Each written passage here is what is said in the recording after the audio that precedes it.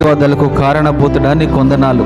ఇంతవరకు నీ సన్నిధి మాతో ఉంచి ప్రభా, పాటల ద్వారా, స్తుతి ఆరాధన ద్వారా, స్కిట్స్ ద్వారా ప్రభా మీరు మహిమ పొందుకున్నందుకు స్తోత్రాలు. ఈ శ్రేష్టమైన సమయంలో నీ వాక్యం కొరకు మేము అందరం ఎదురు చూస్తున్నామయ్యా. మాతో మీరు మాట్లాడండి. నీ మెలనైన స్వరం మాకు వినిపింప చేయండి.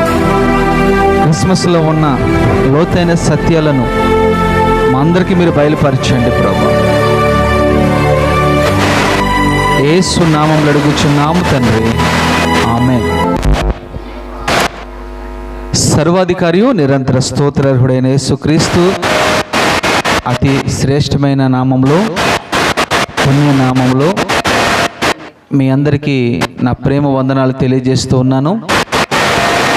దేవుడు మిమ్మల్ని మీ కుటుంబాలు దీవించును గాక. ఇంకందరూ కూర్చోండి. క్రిస్మస్ అనగానే ఇంకా క్రైస్తవుల్లో ఉండే అభిప్రాయం ఏంటంటే కొత్త బట్టలు కట్టుకోవటం, పిండి వంటలు చేసుకోవటం, ఇంటికి సున్నం వేసుకోవటం, వాళ్ళకి తెలిసిన వారిని కొంతమంది పిలుచుకోవటం, బిర్యానీ వండుకోవటం, తినటం. ఇదే క్రిస్మస్ అని ఇంకా క్రైస్తవుల్లో ఉంటూ ఉన్నది. అసలు క్రిస్మస్ అంటే ఏంటి ఇంకా చాలామంది క్రైస్తవులకి అర్థం కాలేదని చెప్పొచ్చు. నిజంగా క్రిస్మస్ గురించి మనకు అర్థమై ఉంటే, క్రీస్తు పుట్టుక గురించి మనకు అర్థమై ఉంటే, క్రీస్తు లోకానికి ఎందుకు వచ్చాడో మనకు అర్థమై ఉంటే మనలో చాలా మార్పు లేక చాలా మార్పులు కూడా కలుగుతూ వస్తాయి. యేసుక్రీస్తు ప్రభువు ఎందుకు వచ్చాడు, ఆయన రావడానికి గల కారణం ఏమిటి అనేది ఇంకా క్రైస్తవులకి అర్థం కాలేదు. క్రైస్తవులకి అర్థం కాకపోతే నామకద్ద క్రైస్తవులకి ఏం అర్థమవుతుంది, లోకస్తులకి ఏం అర్థమవుతుంది? నిన్నటి దిన్న వసంత కెమికల్ కంపెనీ ఓనర్ లేదా వసంత కెమికల్ సిఇఓ, అది సాఫ్ట్వేర్ కంపెనీ కూడా, 2 కంపెనీలు ఆయన మెయింటైన్ చేస్తూ ఉంటాడు. ఆయన చూస్తే చాలా సింపుల్గా ఉన్నాడు. అంత మాత్రమే కాదు, నిన్న రాత్రి వాక్యం చెప్పినంతసేపు ఆయన అదే రీతిగా వింటూ ఉన్నాడు. ఆయన ఒకే ఒక మాట అన్నాడు, అయ్యా క్రీస్తు గురించి, క్రీస్తు పుట్టుక గురించి చాలా అద్భుతంగా వివరించారు. ఇప్పుడు రాక మాకున్న అభిప్రాయము ఒకటి, ఇప్పటి నుండి మాకు వచ్చే అభిప్రాయం మారింది. క్రీస్తు ఒక జాతి వారి కొరకో, ఒక మతస్థుడి కొరకో, ఒక ప్రాంతస్థుడి కొరకో ఆయన రాలేదు. క్రీస్తు అందరి కొరకు వచ్చి ఉన్నాడని కొన్ని విషయాలు పరిశుద్ధ ఆత్మదేవుడు ఒకరు మాట్లాడిన తర్వాత వారు అన్నారు, అయ్యా మళ్ళా మీరు ఎప్పుడు వస్తారని అడిగాడు నన్ను. దేవుని చిత్తమైతే వచ్చే సంవత్సరం వస్తానని చెప్పా. అన్యులంత ఆసక్తితో దేవుని వాక్యం వింటూ ఉన్నారు. క్రీస్తు పుట్టుకను గురించి తెలుసుకోవాలని, ఆ ప్రకారంగా నడవాలని, ఆ ప్రకారంగా జీవించాలని వారు ప్రయత్నాలు చేస్తూ ఉన్నారు. కానీ క్రైస్తవుడిగా మనకి ఇదొక ఆనవాలు అయిపోయింది, లేదా ఒక ఆచారం బద్ధతం అయిపోయింది. అమ్మ సీరియస్గా నా మాటలు మీరు వినండి. మన జీవితంలో ఎన్నో పండుగలు వస్తూ ఉంటాయి, వెళ్ళిపోతూ ఉంటాయి. కానీ నేను అంటాను, నిజమైన పండుగ నీ జీవితంలో నీకు వచ్చిందా? నిజమైన పండుగ నీ కుటుంబంతో నువ్వు చేసుకోగలుగుతున్నావా? అసలు క్రిస్మస్ అంటే మనకు అర్థం కానప్పుడు అందులో ఉన్న పరమార్థం మనకి ఏం అర్థమవుతుంది? నా మాట మీకు అర్థమైందమ్మా? క్రిస్మస్ అర్థం కానప్పుడు క్రిస్మస్లో ఉన్న పరమార్థము మనకి ఏ రీతిగా అర్థమవుతుంది? ఆయన పుట్టిందేమో ఆయన, పండగ చేసుకున్నదే మనం. ఆయన పుట్టుకని మీరు గమనిస్తే చాలా దీన స్థితిలో ఆయన పుడుతూ వచ్చాడు. నిజంగా క్రిస్మస్లో ఉన్న ఆంతర్యము ఈరోజు మీకు నేను వివరించాలని ఆశపడుతూ ఉన్నాను. క్రిస్మస్లో 7 వ్యక్తులు పనిచేశారు. నెంబర్ 1 ఒక వ్యక్తి ఎవరంటే దేవదూతలు పనిచేశారు. నెంబర్ 2 గొల్లలు పనిచేశారు, గొర్రెల కాపర్లు. నెంబర్ 3 మరియ పనిచేసింది. నెంబర్ 4 ఏసేపు పనిచేశాడు. నెంబర్ 5 జ్ఞానులు పనిచేశారు. నెంబర్ 6 ఎవరు పనిచేశారు చెప్పండి? పశువుల తొట్టె లేదా పశువుల సాల, పశువుల పాక పనిచేసింది. చివరిది స్టార్ పనిచేసింది.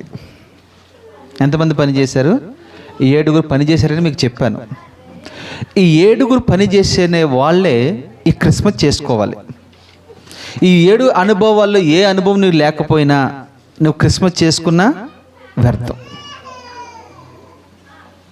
ఇది ఎలాగుంటుందంటే, మన పిల్లలు 10th క్లాస్ పాస్ అవుతే పక్కింటోడు పండగ చేసుకున్నట్టు ఉంటుంది.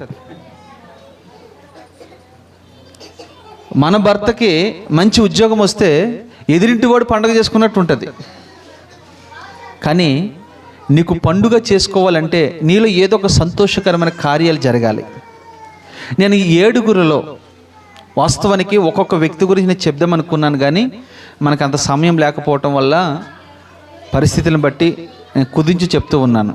అయితే ఈరోజు నక్షత్రం గురించి నేను ఈరోజు మీకు చెప్పబోతూ ఉన్నాను.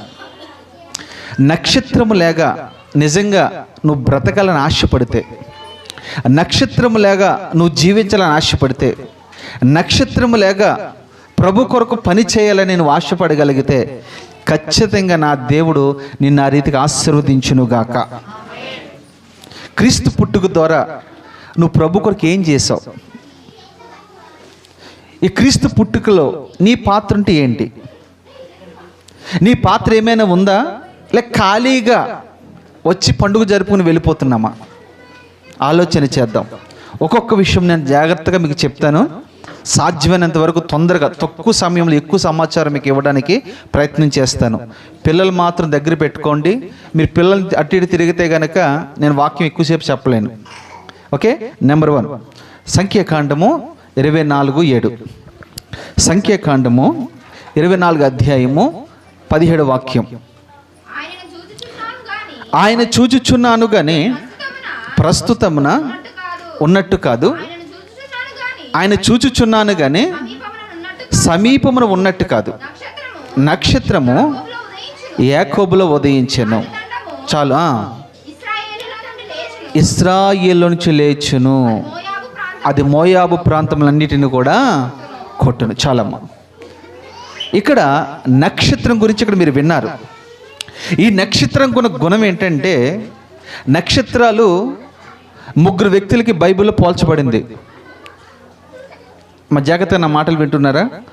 నక్షత్రము 3 వ్యక్తులకి ప్రధానంగా పోల్చబడింది. ఎవరెవరికంటే, మొదటిది యేసుక్రీస్తు ప్రభుల వారికి ఈ నక్షత్రం పోల్చబడింది.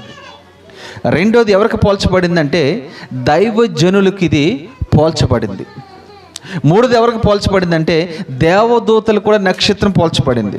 ఈ 3 కూడా బైబిల్ ఒక నక్షత్రాలు లేదా నక్షత్రం అని పోలుస్తూ ఉంది.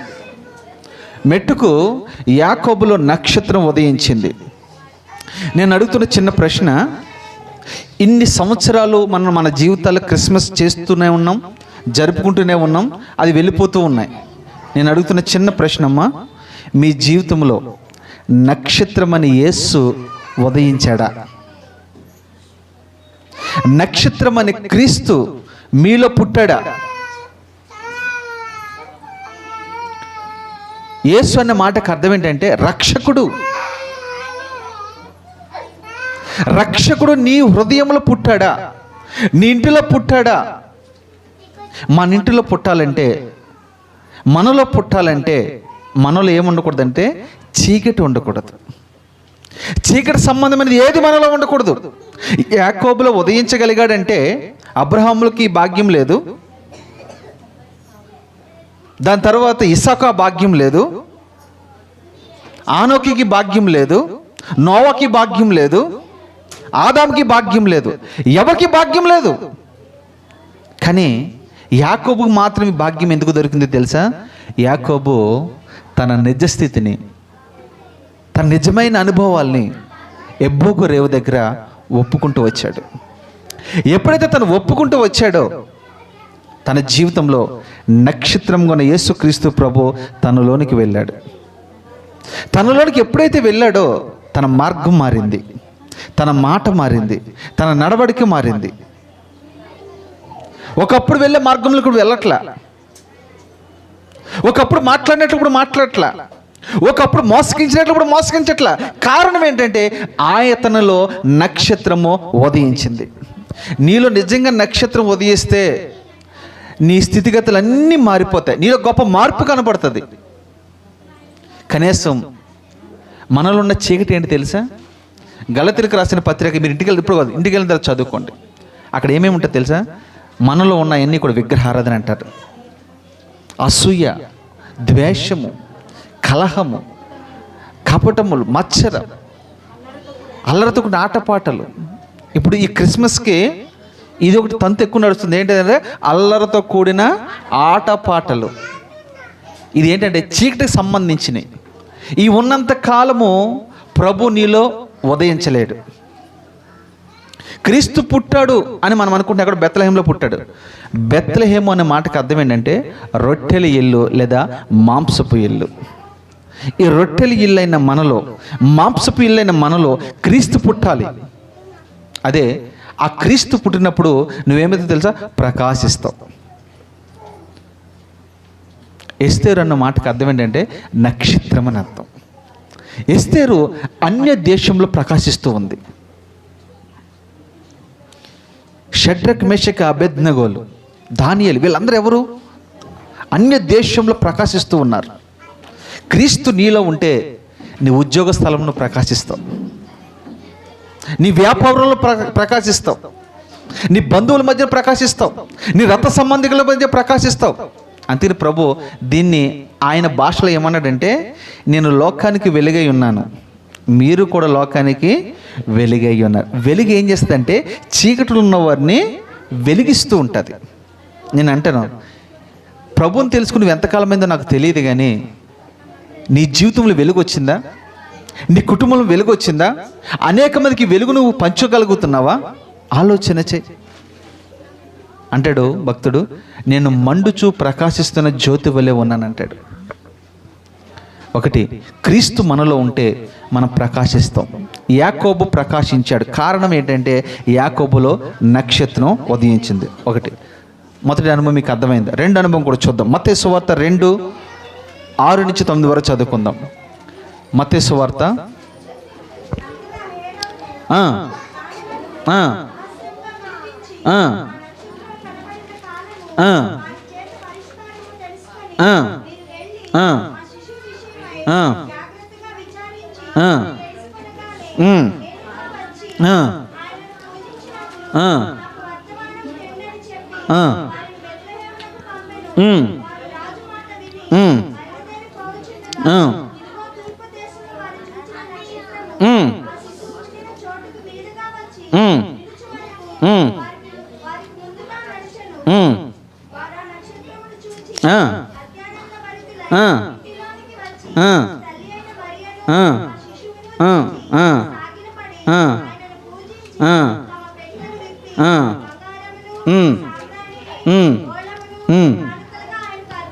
చాలమ్మా. రెండో నక్షత్ర అనుభవం ఏంటి తెలుసా? ఈ నక్షత్రము ఉదయించింది. ఇది ఉదయించిన నక్షత్రం. ఇది ఈ నక్షత్రము వలె నీవు నేను లోకంలో ఉదయించేవారిగా ఉండాలి, ప్రకాశించేవారిగా మనం ఉండాలి. ఇది ఉదయించింది, అంత మాత్రమే కాదు, ఆ ఉదయించిన నక్షత్రం ఒక ప్రత్యేకంగా కనబడుతుంది. అమ్మ, నా మాట జాగ్రత్తగా మీరు అర్థం చేసుకోవాలి. నక్షత్రం ఉదయించడం ఒక ఎత్తు అయితే, నక్షత్రం అన్నిటికంటే ఈ నక్షత్రం ప్రత్యేకంగా కనబడుతుంది. అంటే ఈ మాటకున్న అర్థం ఏంటి తెలుసా? మనమందరం యేసయ్య రక్తంతో కడగబడ్డాం కదా, మనమందరం కూడా ఒక నక్షత్రం లాంటి వాళ్ళు. ఈ లోకంలో మనం ఎలా కనబడాలి తెలుసా? ఒక ప్రత్యేకమైన అనుభవాలు మనలో ఉండాలి. నిన్ను చూసిన వారి ప్రత్యేకమని అనాలి. అమ్మో ఈమె లోకస్తుల టైపు కాదు, ఈమె వేషధారణ కానీ, లేదా ఈమె కట్టుకునే బట్టలు కానీ, ఈమె ప్రవక్తన కానీ, ఈమె నడవడిక కానీ పూర్తిగా లోకానికి వేరే ఉంది. అపోస్తుల కార్యాల్లో ఉంటుంది, ఈ మోక్కపు తరానికి, మూర్ఖులైన వీరికి వేరై మీరు జీవించాలని ఉంది. నక్షత్రం ప్రత్యేకంగా కనబడినట్టు అమ్మా నీవు కూడా దేవుని బిడ్డవని ప్రత్యేకంగా కనబడాలి. నీలో ప్రత్యేకత కనబడాలి. లోకస్తుల్లాగా నువ్వు కలిసిపోకూడదు, లోకస్తుల్లాగా నువ్వు మాట్లాడకూడదు, లోకస్తులాగా నువ్వు ప్రవర్తించకూడదు, లోకస్తుల్లాగా నువ్వు వ్యవహరించకూడదు. ఈ రోజుల్లో క్రైస్తవులు ఎలాగైపోయారంటే ఇలా క్రైస్తవుల లోకస్తుల, దేవుని బిడ్డల లేక లోకస్తుల అని అర్థం కాని పరిస్థితిలో కలిసిపోయారు. వారితో మనం వారితో మనం కలిసిపోయాం. ఇక నీలో ప్రత్యేకత ఏముంది? నువ్వు క్రైస్తవుడు చెప్పుకోవడం ప్రత్యేకత ఏముంది? ఇదిగో ఎన్నో నక్షత్రాలు ఉంటే ఈ నక్షత్రం మాత్రం ప్రత్యేకంగా కనబడుతుంది. సంఘములో నీవు కూడా ప్రత్యేకంగా కనబడాలి. నువ్వు చాలా ప్రత్యేకంగా కనబడాలి. నిన్ను చూసి అనేక మంది అనాలి, ఉంటే ఎక్కలాగా మనం ఉండాలి, ఉంటే ఎనలాగా మనం ఉండాలి అని నిన్ను బట్టి అనేక మంది చెప్పుకో తగ్గే పరిస్థితులే ఉండాలి. ఇది నక్షత్రంలో ఉన్న రెండో అనుభవం. మూడో అనుభవం ఏంటి తెలుసా? ఈ నక్షత్రము జ్ఞానులను నడిపించిన నక్షత్రం. మూడో అనుభవం చెప్తున్నాను మీకు. ఈ నక్షత్రము ఎవరు నడిపించిందో తెలుసా? జ్ఞానులు నడిపించింది. ఎక్కడికి నడిపించింది? యేసయ్య దగ్గరికి నడిపించింది. యేసయ్య దగ్గరికి నడిపించినంత వరకు, యేసయ్య చూపించినంత వరకు కూడా ఈ నక్షత్రం వెళ్తూనే ఉంది. ఒక మాట చెప్పమంటారా? వాళ్ళు డైరెక్ట్ యేసయ్యని చూడలేదు, కానీ ఆ నక్షత్రం చూస్తూ దేవుని దగ్గరికి వచ్చారు. నేను అంటాను జ్ఞానులను నడిపించిన నక్షత్రం. నేను అంటాను నువ్వు నిజంగా క్రిస్మస్ జరుపుకుంటున్నావు కదా, ఎంతమంది జ్ఞానులను, ఎంతమంది పామరులను, ఎంతమంది చదువు లేని వారిని, ఎంతమంది లోకంలో నశించిపోతున్న వారిని ప్రభు యొద్దకు నువ్వు నడిపించగలిగావు. నేను అంటాను ఈ సంఘంలో నీవు కన్నా ఒక్క తల్లి అయినా ఒక్క తండ్రి అయినా ఉన్నాడా? శరీర సంబంధమైన పిల్లల గురించి నేను మాట్లాడట్లా. ఆత్మ సంబంధమైన పిల్లలు ఎవరైనా ఒకరైనా నీ ద్వారా ఈ సంఘంలో పట్టబడిన వారు ఉన్నారా?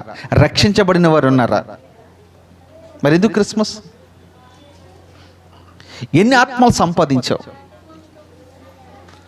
కానీ నక్షత్రం చూడండి, ఎక్కడ విసుక్కోకుండా ఈ జ్ఞానంలో సరాసరి ప్రభు దగ్గరికి తీసుకుని వెళ్ళని అంతవరకు ఆ జ్ఞానులు వెంటే ఉంది. మనము కూడా ప్రభు దగ్గరికి తీసుకొచ్చే వరకు కూడా పదే ఒక వ్యక్తిని బ్రతిమలాడుతూ ఉండాలి, విసుగుపోకూడదు. ఇది చాలా కష్టతరమైంది, చాలా ఓపిక సహనం ఉండాలి. ఎన్నో ఇబ్బందులు కలుగుతాయి. 1కి 10 సార్లు మనం పిలిచినా కానీ మా అన్నలో ఏదో ఒక తెలియని భావం కలుగుతుంది. ఏం పిలుస్తాంలే, ఏం మాట్లాడతాంలే, వస్తారులే, అట్లా అందుకది నేను ప్రభు పిలిచేది. నీకు నాకేమో తెలితే ఓపిక ఉండాలి. నేను రక్షించబడ్డాను, నిత్య నరకాగ్ని నుంచి నేను తప్పించబడ్డాను. ఇదిగో నా భర్త తప్పించబడ్డాడు, నా భార్య తప్పించబడ్డదు, నా పిల్లలు తప్పించబడ్డారు, ఇదిగో నా బంధువులు ఇంకా ఉన్నారు, నా రక్త సంబంధం ఇంకా ఉన్నారు. అయ్యో నా ఇంటి ముందు ఎంతోమంది ఉన్నారు, వారు నిత్య నరకాగ్నికి వెళ్ళిపోతారు కదా. ఈ నిత్య నరకాగ్ని తప్పించేది ఎవరు? ఒకని అగ్నిలో నుంచి లాగినట్లుగా కొందరినైనా మీరు లాగండి అని యాకోబు పత్రికలో లేదా? మరి మనం లాగాలి కదా. నక్షత్రం ఉన్న రెండో గుణం ఏంటి తెలుసా? నడిపించే గుణం. నడిపించారు. ప్రభు యొద్దకు ఎంతమందిని మనం నడిపించాం? మనం రావడానికి ఇబ్బందికరంగా ఉంది, ఎంతమంది నడిపిస్తాం? మీకు తెలుసా? యాకోబులో నాకు నచ్చిన పని ఏంటి తెలుసా? వెళ్ళినప్పుడు ఒంటరిగా వెళ్ళాడు, తిరిగి దేవుని దగ్గరికి వస్తున్నప్పుడు, లేదా తండ్రి దగ్గరికి వస్తున్నప్పుడు మిశ్రిత జనంతో వస్తూ ఉన్నాడు. అది కదా ప్రకాశించడం అంటే, అది కదా మార్పు అంటే, అది కదా అద్భుతం అంటే. నీకు తెలుసా అమ్మా, మనం చనిపోయిన తర్వాత మనతో పాటు మన వెనకాల ఎంతోమంది, ఒక సైన్యము మనతో పాటు పరలోకానికి రావాలి. వీరిని చూసి అంటారు, ప్రకటన గ్రంథం రాయబడిన మాట, ఎవరు వీరు, ఎక్కడి నుంచి వస్తున్నారు వీళ్ళు అని దూతలందరూ అడుగుతారమ్మా. అడిగితే అలా అంటారు, ప్రభు అంటే సాక్ష్యం ఇస్తారు, వీరెవరో తెలుసా నీకు? మహాశ్రమలు అనుభవించి, గొర్రెపిల్ల రక్తము చేత కడగబడి, ఖర్జూరపు మట్టలు పట్టుకుని దేవుని స్తుతి స్థితికి పరలోక రాజ్యానికి వస్తూ ఉన్నారు. ఖర్జూరపు మట్ట దేనికి సాదృశ్యం తెలుసా? అమ్మ దేనికి సాదృశ్యం తెలుసా? జయ జీవితానికి అది సాదృశ్యంగా ఉంది. మీకు ఒక రహస్యం చెప్తాను, ఒక విలువైన ఖరీదైన మాట చెప్తాను మీకు. ఏంటో తెలుసా ఖరీదైన మాట? మనము ఈ భారతదేశంలో, ప్రత్యేకంగా ఈ తెలంగాణ ఆంధ్ర ప్రాంతంలో ఎవరైనా చనిపోతే ఏం చేస్తారు తెలుసా? మనకి క్రాస్, సిలువ పెడతారు, అవునా కదా? కానీ అమెరికా దేశం లేదా ఆస్ట్రేలియా దేశం లేదా కొన్ని దేశాల్లో వాళ్ళు ఏం చేస్తారు తెలుసా?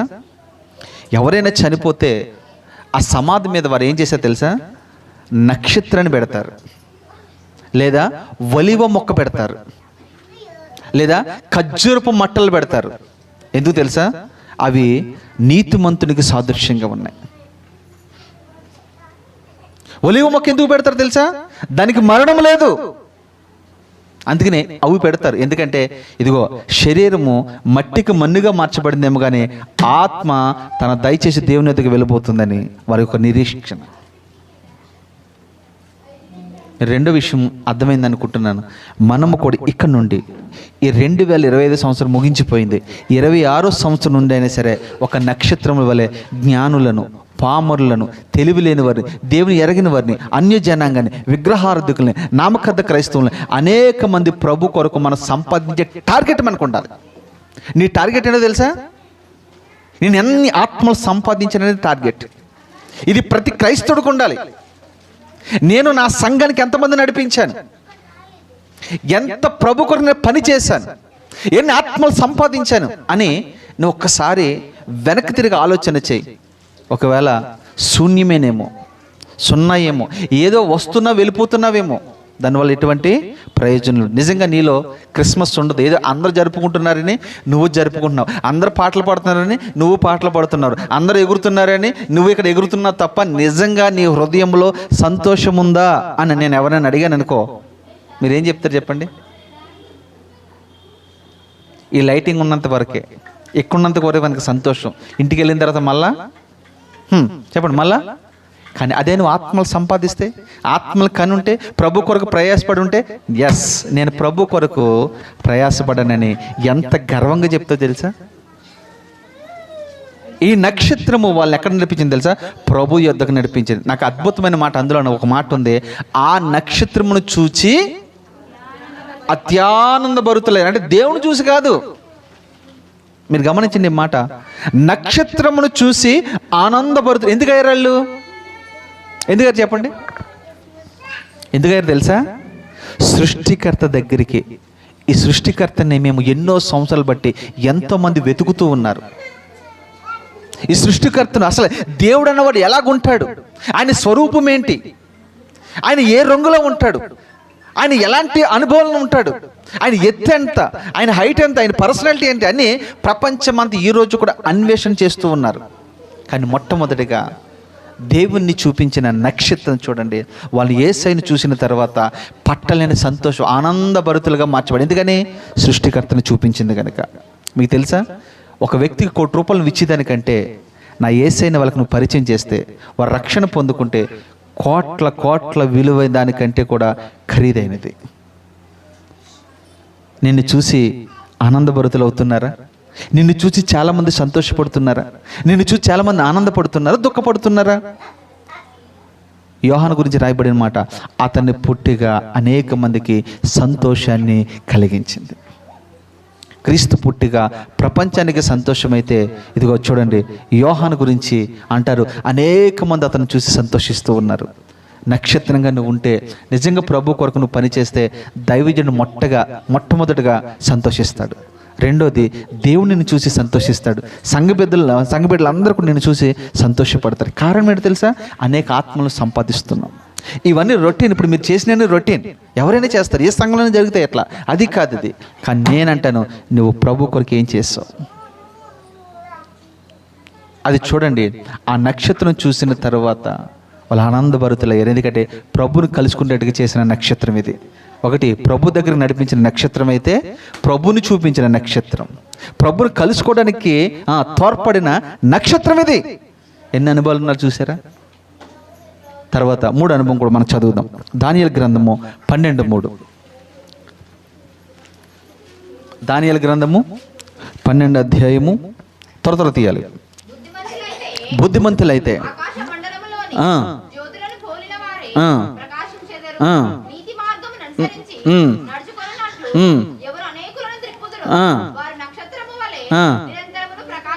ఆమేన్. దేవునికి మహిమ కలుగును గాక. చూడండి, 3వ నక్షత్రం కూడా అనుభవం ఏంటి తెలుసా? ఈ నక్షత్రం అట బుద్ధిమంతులైతే లేదా నీతిమంతులైతే వారు ఎలా ఉంటారు తెలుసా? అప్పుడే అలాగే అయిపోతారా? బుద్ధిమంతులైతే అనేక మందిని ప్రభు తట్టుకు త్రిప్పుతారో. ఎవరి తట్టుకి? ప్రభు తట్టుకి. ఎక్కడ వైన్ షాపుల తట్టు కాదు, సినిమా హాల్ తట్టు కాదు, సీరియల్ తట్టు కాదు, ముసలమ్మ ముచ్చల తట్టు కాదు, ఎక్కడెక్కడో తిప్పుతూ ఉంటారు, అక్కడ కాదు. ఎక్కడ తిప్పాలి మనము? ప్రభు తట్టుకు తిప్పేవారుగా మనం ఉంటే అప్పుడు మనం ఏమైతే తెలుసా? నక్షత్రములుగా ప్రకాశిస్తూ ఉంటాం మనం. మళ్ళీ మామూలు ప్రకాశం కాదు, అది నిరంతరము. అంటే నిరంతరం అంటే పరలోకములో కూడా నువ్వు నిత్యము ప్రకాశిస్తూనే ఉంటావు. అక్కడ చూసిన ఒక స్టార్ కనపడుతుంది. ఏంటి ఈ స్టార్ ఇంతగా వెలుగుతుందండి? దేవదూతలు అడుగుతారు, ఆ స్టార్ ఏంటో తెలుసా? ఈ స్టార్ అనేక మంది ప్రభు కొరకు సంపాదించిన స్టార్ ఇది, అనేక మంది ప్రభు కొరకు త్రిప్పిన స్టార్ ఇది, అనేక మంది జ్ఞానవంతులు నడిపించిన స్టార్ ఇది. అంతేగాని ఇంటిపైన స్టార్ పెట్టుకుని ఇంటి కింద బారు పెట్టుకునేది కాదు. స్టార్ అంటే గుర్తు ఏంటో తెలుసా? ఎస్, ఈ కుటుంబాన్ని రక్షించిన స్టార్ ఇదని. అదొక సింబల్. అది మన ఇంటి మీద పెట్టుకోవడం కాదు. ఈ స్టార్ ఏం చేయండి తెలుసా? అనేక మంది ప్రభుత్వం త్రిప్పింది. అమ్మా, నువ్వు త్రిప్పుతున్నావా? నేను అంటాను, కనీసం నీ భర్తనైనా తిప్పగలిగావా? కనీసం నీ భార్యనైనా తిప్పగలిగావా? కనీసం నీ పిల్లలైనా తిప్పగలుగుతున్నావా? కనీసం నీవైనా తిరగగలిగావా? ఆలోచన చేయి. నక్షత్రంలో ఉన్న 3వ గుణం ఏంటి తెలుసా? అనేక మందిని ప్రభు కొరకు తిప్పేవారుగా మనం ఉండాలి. మన జీవితం ఎప్పుడు ముగించబడుతుందో మనకు తెలియదు కదా. నేను అడుగుతున్నాను, ఈ రాత్రి ప్రభు మన మధ్యలోకి వచ్చి నిన్ను తీసుకువెళ్ళాలనుకుంటే నీ దగ్గర చెప్పుకోవడానికి ఏమైనా ఉందా? ఏమైనా చెప్పుకోవడానికి ఉందా? కొంతమందికి ఉన్న అభిప్రాయం ఏంటంటే, నేను ఏదో రక్షించబడ్డానంట. రక్షించబడ్డా కరెక్టే. రక్షించబడిన నీవు ప్రభుకు ఉపయోగపడుతున్నావా? సాతానికి ఉపయోగపడుతున్నావా? లోకానికి ఉపయోగపడుతున్నావా? లోకస్తులకు ఉపయోగపడుతున్నావా? అర్థమైందమ్మా మీకు నేను చెప్పింది? నేను రక్షించబడానని సంకలు కొట్టుకుంటున్నాం మనం. నేను అంటే చాలామందికి ఇది ఒక అభిప్రాయం ఉంది. ఒక్కసారి బాప్తిసం తీసుకున్న తరువాత అంట ఆ వ్యక్తి డైరెక్ట్గా పరలోకానికి వెళ్ళిపోతాడేమోనని మనకున్న అభిప్రాయం. అలాగైతే ఇంకెందుకండి? చెప్పండి. అలాగైతే బాప్తిసం అందరూ తీసుకుంటారు, అందరూ వెళ్ళిపోతారు. అట్లా కాదు కదా. బాప్తిసం అనేది ఒక మెట్టు అంతే, ఒక మార్గానికి అది మెట్టు. ఇంకా చాలా మెట్లు ఉన్నాయి. బాప్తిసం తీసుకున్న తర్వాత ఇంకా నువ్వు ప్రభు బిడ్డవయ్యాను కాబట్టి ప్రభు కొరకు నువ్వు ఏం చేస్తావు, ఏం చేయాలి అనేది మనం ఆలోచన చేయాలి. అనేక మందిని త్రిప్పితేనంట మనం ఎలా ఉంటాం తెలుసా? నిరంతరము ప్రకాశించే నక్షత్రము వలె మనం ఉంటాం. నిరంతరం ప్రకాశిస్తావు. ఎలా తెలుసా? ఉద్యోగంలో ప్రకాశిస్తావు, వ్యాపారంలో ప్రకాశిస్తారు, ఆరోగ్యపరంగా ప్రకాశిస్తారు, ఆర్థికంగా ప్రకాశిస్తారు, ఆత్మీయంగా ప్రకాశిస్తూ ఉంటారు. ఇంకా అన్ని కోణాల్లో మీరు ప్రకాశిస్తూ ఉంటారు. ఒక మాటలో చెప్పాలంటే, నువ్వు మండుతూ ప్రకాశిస్తూ ఉంటే అనేక మంది నిన్ను చూసి ఆనందిస్తూ ఉంటారు. ఎస్, ఉంటే ఈ అన్నలాగా నేను ఉండాలి, ఈ అన్న ఏ దేవుని నమ్ముకున్నాడో, ఈ అక్క ఏ దేవుని దగ్గరికి వెళ్తుందో అక్కడికి నేను కూడా వెళ్ళాలి అనే ఆశ, ఆలోచన వారికి కూడా కలుగుతుంది. అనేక మందిని మనము త్రిప్పేవారిగా ఉండాలి. తర్వాత మాట ఇంకొకటి చూస్తాం. న్యాయాధిపతులు 5:20. న్యాయాధిపతులు 5:20. త్వరగా 20. న్యాయాధిపతులు 5:20.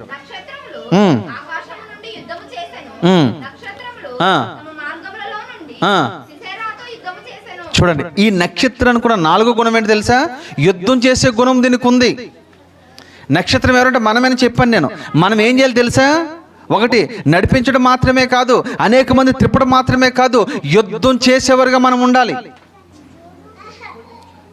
యోబు గ్రంథంలో 7 అధ్యాయంలో మొదటి అధ్యాయం ఇదే మాట ఉంటుంది, మనకి ఈ భూమి మీద ఉన్నంత కాలము యుద్ధము తప్పదు, నరుని కాలము యుద్ధ కాలము వంటిది కదా అని అంటూ ఉన్నాడు. ఎవరితో యుద్ధం చేయాలి మనము అని అంటే, చీకటి అంధకరపు దురాత్మల సమూహంతో మనము నిత్యము యుద్ధం చేస్తూ ఉండాలి. అంత మాత్రమే కాదు, మార్గంలో ఉన్న శిశిరతో కూడా మనం యుద్ధం చేయాలట. ఈ మార్గంలో అంటే ఏ మార్గం ఇది? రాజ్య మార్గం. ఏ మార్గం ఇది? ప్రభు మార్గం. అంటాడు కదా ప్రభు, నేనే మార్గమును సత్యమును జీవమునై ఉన్నాను. ఈ మార్గంలో ఎంతోమంది దుష్టులు, ఎంతోమంది దోపిడిగాళ్ళు, ఎంతోమంది లాభాన్ని అపేక్షించిన వారు ఈ మార్గాన్ని చెరిపివేస్తూ ఉన్నారు. సాధ్యమైనంత వరకు ఎక్కువ శాతం ఇప్పుడు ఎవరు చెరుపుతున్నారంటే క్రైస్తవులే చెరిపేస్తున్నారు. ఎక్కువ శాతం ఎవరు చెరుపుతున్నారంటే దైవజనులే చెరిపేస్తూ ఉన్నారు. నిజం చెప్తున్నాను మాట, వాస్తవం. ఇది వరకు ఈ మార్గాన్ని చెరపడానికి ఎవడో ఒక ప్రత్యేకమైన గుంపు ఉండేది, మీకు తెలుసా? ఇప్పుడు ఈ మార్గాన్ని చెరిపేవారు ఎవరు తెలుసా? మనమే. ఈ మార్గాన్ని ఎవరు చెరుపుతున్నారో తెలుసా? మన వాళ్ళే. ఈ మార్గాన్ని ఎవరు చెరుపుతున్నారో తెలుసా? దైవజనులు అనబడిన వాళ్ళే. తిండి కోసమో, బట్ట కోసమో, పేరు కొరకో, ప్రఖ్యాతుల కొరకో ఈ మార్గాన్ని పూర్తిగా చెరిపివేస్తున్నారు. అలాంటి వాళ్ళతో మనం ఏం చేయాలి? యుద్ధం చేయాలి. ఎలా యుద్ధం చేయాలి తెలుసా?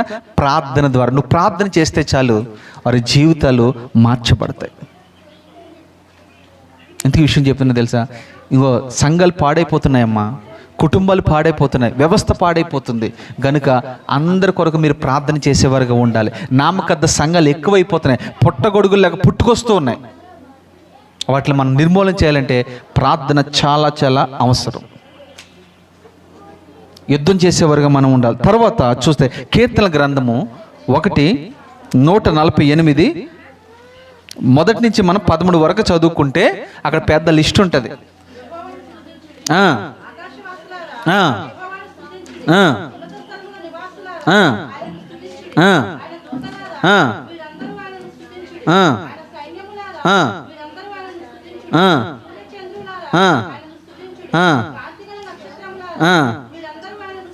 చూడ చాలమ్మా అని లిస్ట్ మీరు ఇంటికి వెళ్తే చదువుకోండి అమ్మా, ఇది చదువు టైం అయిపోతుంది. నేను ఇక్కడ గమనిస్తే నాకు చాలా ఆశ్చర్యం కలిగింది. ఇక్కడ ఏం జరిగిందంటే, సృష్టిలో ఉన్న ప్రతి పదార్థం కూడా దేవుని స్తుతిస్తూ ఉన్నాయి. మీకు తెలుసా?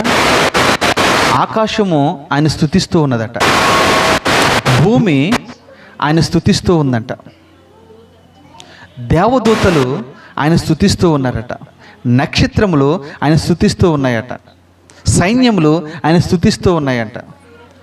చూడండి, మృగాలు ఆయన స్తుతిస్తూ ఉన్నాయి, పక్షులు ఆయన స్తుతిస్తున్నాయి. సృష్టిలో ఉన్న ప్రతి వ్యక్తి కూడా ఆయన స్తుతిస్తూ ఉన్నారు.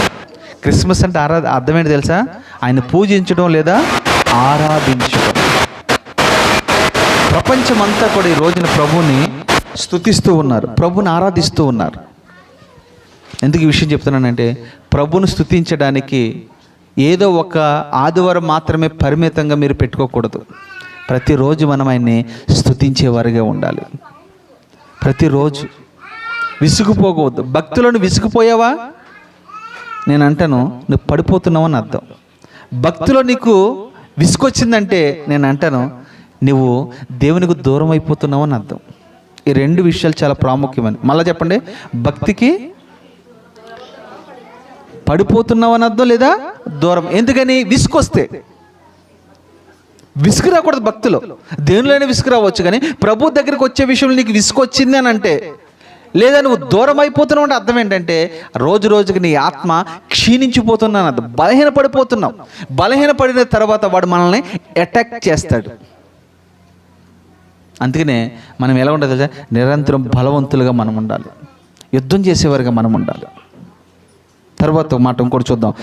చివరిగా, ఇన్ని చేసిన ఈ నక్షత్రానికి చివరి ఏం మిగులుతుంది అని ఆలోచన చేస్తే, ప్రకటన గ్రంథము 2వ అధ్యాయము 1వ వాక్యం. నేను ముగిస్తున్నాను. ప్రకటన గ్రంథము 2వ అధ్యాయం 1వ వాక్యం.